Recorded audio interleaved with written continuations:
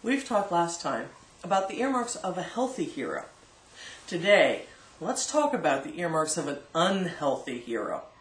Because yes, it is true, there are unhealthy styles of herohood.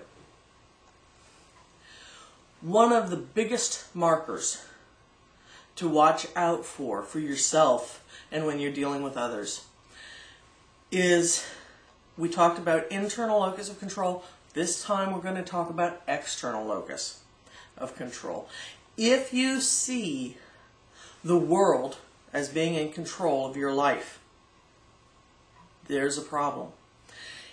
If you see that you can only control your own life through controlling others, that's an even bigger problem. If you can only reward yourself through others or from the external environment, that's a problem. These are all manifestations of an external locus of control.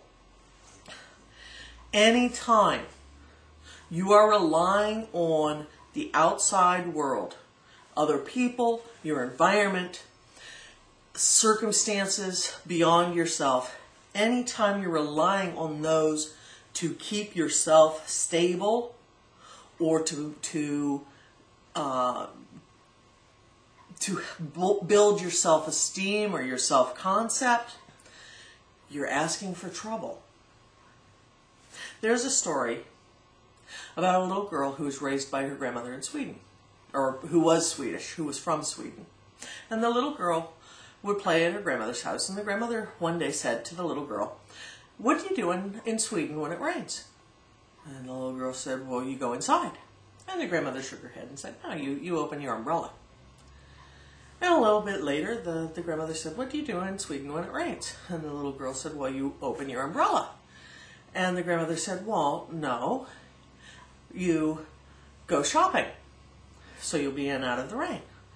And the little girl said, "Okay." A little while later, the grandmother says, "What do you do in Sweden when it rains?" And the little girl said, "You go shopping." And the grandmother said, "No, you get wet." A little bit later, the grandmother asked the little girl, "What do you do in Sweden when it rains?" And the little girl said, "You go shopping with an umbrella and you still get wet?" And the grandmother said, "No, you deal with it." The point of that story is that we cannot control what happens outside of our own choices, our own ability to choose our reactions and actions, our attitudes and behaviors. The point is, you have a choice as how you're going to react, but you can't make it stop raining in Sweden. You cannot control that external environment. You cannot control how another person feels about you. You cannot control how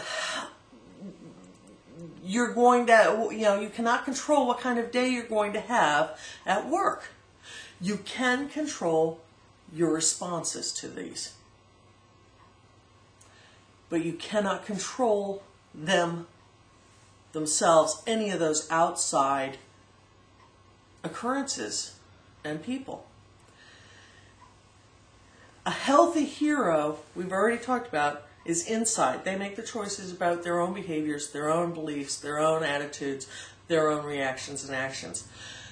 The unhealthy hero ascribes all their actions and reactions to the outside world.